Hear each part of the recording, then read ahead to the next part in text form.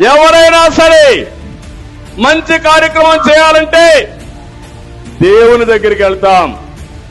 Christians అయితే చర్చికి వెళ్తారు, ముస్లింస్ అయితే మసీదుకు కూడా వెళ్తారు. అది ఒక నమ్మకం.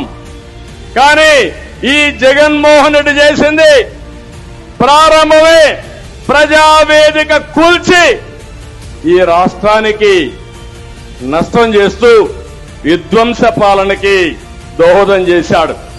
నేను అడుగుతున్న ఒక విషయం మిమ్మల్ని అందరినీ, ఎన్నికల ముందు ఒక మాట చెప్పాను, ఒక్కసారని కరెంటు తీగలు పట్టుకుంటే షాక్ కొట్టకుండా తప్పదు తమ్ముళ్ళు ఆడబిడ్డలని చెప్పా. జ్ఞాపకం ఉందా మీకు? చెప్పానా లేదా? చెప్పొట్టు జైలుపైకెత్తండి.